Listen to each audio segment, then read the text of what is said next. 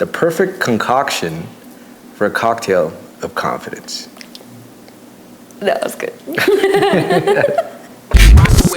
I'm the champ, just know who you talking with. Wait, hold on. Snap a good picture to see who's on top of it.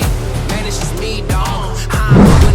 All right, so we're gonna go ahead and get started with the first pillar. So these are the 4 top ingredients. There's a lot of factors that come into play, but these are the 4 top ingredients needed for hardcore confidence. First one is gonna be calculated danger. Second one is knowing who you are. And third, open-minded perspective. And last but not least, becoming dangerous / credibility. All right, so first one is calculated danger. And I'll go ahead and get started with calculated danger. Calculated danger. So it's basically just experiences. The purpose of calculated danger is to have experiences so that you're able to kind of experience growth, being nervous, being scared, right? Because we want to test ourselves. That's what, basically just putting yourselves in opportunities to be uncomfortable. So what are your thoughts on that? Putting myself in a situation like competing was definitely something that needed confidence that I didn't have because I never experienced anything like that before. Right. So, man, I remember the check-ins where I had to do a clip of the posing, which I didn't have any confidence in because I'm following the steps on how to do it, but I wasn't sure that what I was doing looked right, how it's supposed to. And I remember not having confidence in my posing. But it took, having to practice, have multiple people look at me, tell me what their thoughts are, and then being able to tweak it, work on it. Right. But then,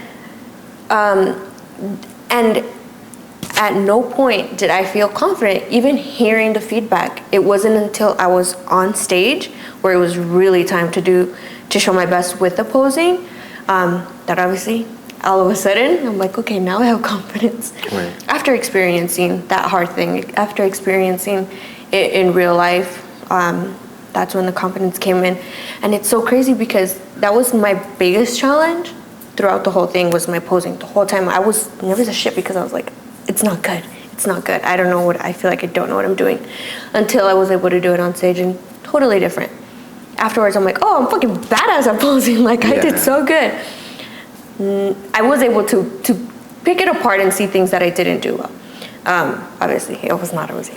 Right. But I felt, it was a feeling that I had was, oh, I did know what I was doing. I just didn't have the fucking confidence until you do it in real life. Not being afraid of doing something, even though you might end up looking like a fool. Mm-hmm.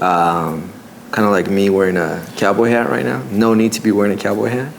But we're doing calculated danger, right? We're putting ourselves in those uncomfortable situations. That way next time something like this or similar presents itself, it's like, okay, cool, I got it. And by getting over that successfully, all of a sudden your confidence improves, you feel better about yourself, and you're accumulating those small wins. I feel like sometimes what helps also is pretending you're in the role of the person that does that confidently. Ooh, okay. With anything. Yeah. Think of, this is so dumb, but one day we were at the gym and it was like, can you do, I think it was a pull-up. And I was like, I can't fucking do a pull-up. But I didn't want to feel dumb and say I can't. I was like, I'm just going to pretend I know what I'm doing. So I did, hopped on, tried to put myself up. It didn't work out, but for that second, it just helps you get in to do it.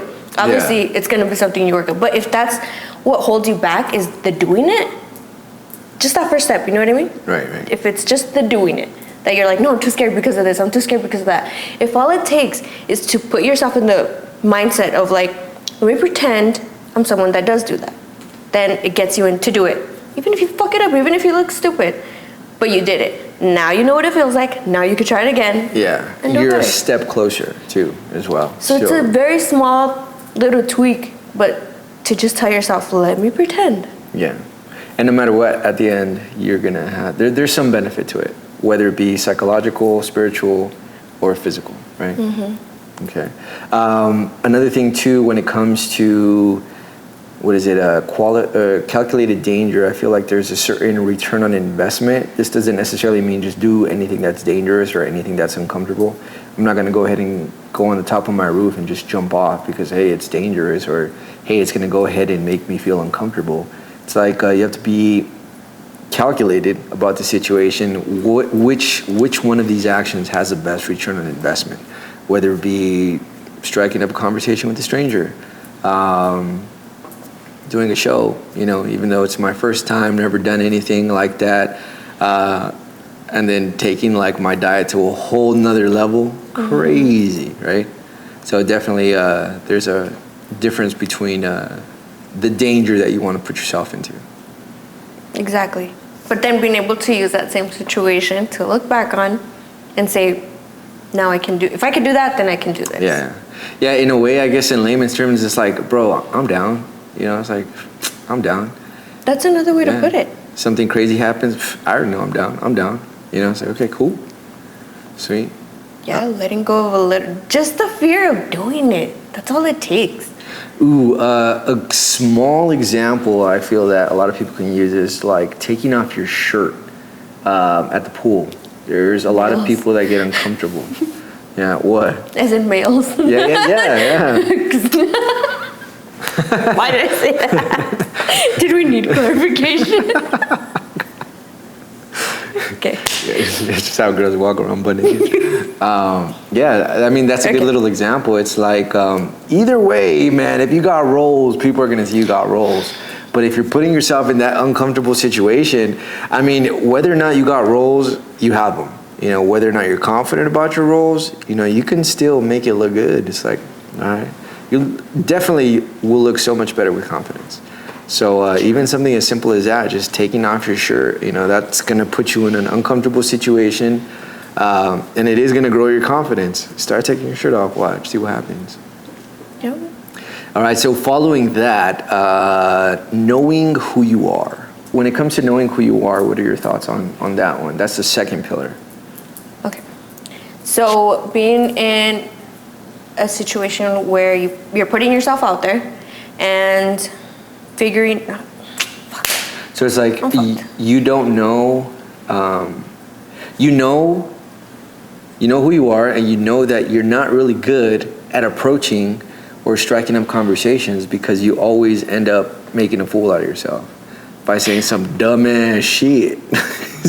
But because you know that, you're gonna focus on not saying dumbass shit by researching smart ass shit. And next time you have that opener, it's not gonna be some dumb ass shit. It's gonna be some smart ass shit. How about instead of who are you, knowing who you are, right? How about knowing where you're at? I feel like that helps. Yeah. Okay, so if you're asking me, do I know where I'm at when it comes to confidence? Yeah. So how do you know where you're at? You have to put yourself in an experience, right? So for me, to know where I'm at, my challenge is introducing myself to people. Hey, which is, by the way, something that I've noticed is not just you, it's a lot of people. Like, people don't have manners. I've been in groups where all of a sudden there's a new person there, like it's all a small group, we're all close knit, and like there's this stranger and nobody's, like I walk into the group, nobody introduces me. I'm like, okay, hey, like I don't want to be rude, my name's Freddie, let me introduce myself. What's your name? Mm-hmm. And then all of a sudden everybody's like, oh yeah, my apologies, or my bad, like forgot to introduce you. Like, what? That's just weird. Maybe it's just a sign of the times. I guess, yeah. Too much chat GPT, too much online or work from home. Online, yeah. Where social, whatever is hard. Crazy. Oh. Okay, but I know about that. So having the challenge of being scared to introduce myself. I guess I'm a pretty introvert. So I put myself in a situation where I joined an event. My goal was to introduce myself. What I was afraid of was saying something stupid, but went ahead and introduced myself. And I also apparently included saying something stupid, feeling dumb. But I was able to learn from that experience to say, okay, I had the guts to introduce myself, and now I know what I can work on, which is being a little bit better at small talk. Right. Which is something I detest. Yeah. Because it's so boring, but it's useful, beneficial to be able to do small talk, because that's going to lead into the conversations of more substance. Yeah. So not only are you going to improve your communication skills, but this strengthens your confidence, because by having these small interactions, it's kind of like a little, I did it. And so it's just basically stacking up those small wins. You get a bunch of I did it, and then all of a sudden it's like, damn, okay. Like I can have a conversation because I already know that I can, you know. Yep. It's just something that you've tried and you've tested. And also in my situation is from, being able to experience those little moments of introducing myself, I end up seeing other people with that are, it's so easy for them to have that interaction, where I'm able to take tips. Like, dang, they stood up tall, they shook the hand really good, Right. very firm, and I was impressed by the way they introduced themselves. So Yeah. I want to take some of that. So it's having to keep introducing myself to people and seeing how they do it, learning from that Right, experience. But you have to have the guts for whatever it is to just do it. Yeah, kind of putting yourself in that calculated danger, right? Which was the first one. Mm-hmm. And it's crazy because knowing who you are, knowing where you're at, kind of ties into the next one, which is that open-minded perspective. Kind of like you mentioned, if all of a sudden you're able to see someone who knows how to introduce themselves, and instead of acting like a victim, like, oh no, that's just too much anxiety, like, I'm just not going to do that, I'm an introvert, instead having that mindset of like, maybe the way I approached it wasn't the best way, but look at the way he's doing it. Mm-hmm. Let me see if I can learn something from that, right? Yep.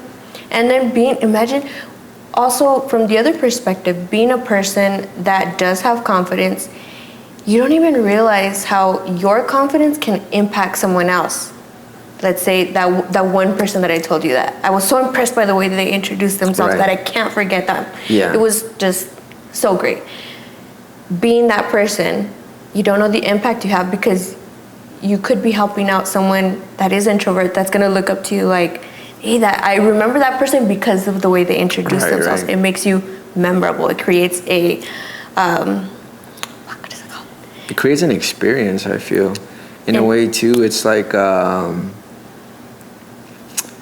credibility without even doing much. All you did was just introduce yourself, and you're automatically standing out. Yeah. So like those business professionals, if you're a business professional, if you're trying to go ahead and stand out, it's like, man, like that's how you declare authority right off the bat. It's like, that's somebody I want to chill with, And especially if, going to an event where you're trying to be part of that group or part of that community, having an impressive, not even impressive, I'm making such a big deal out of introducing yourself, but it can be, be something that's going to help you be recognized. And it's not even that small. It's like you say like you're making it a big deal, but it's not. It's, what is it? It's owning the room. Like your presence, it's you declaring your presence, and your presence can be very impactful. It's like you don't even know what that person can bring to the table, but you just want to get to know them. It's like, wow. Mm-hmm. And a lot of this stuff, like the way you introduce yourself, the way you communicate, kind of echoes into all chambers of life.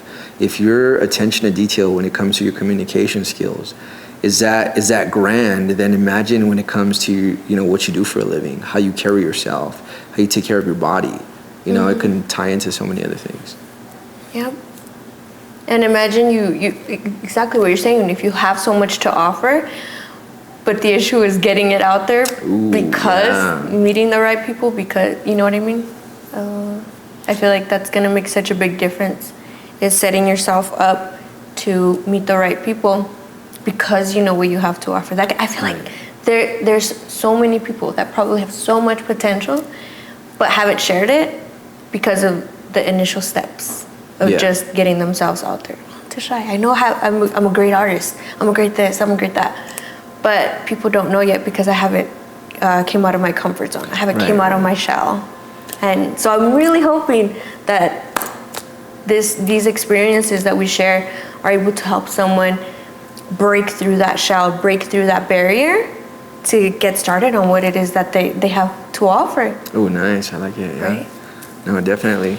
And the last one is becoming dangerous. And this is more or less, just emphasizing credibility. Credibility to yourself. Things that are hard to do, working out.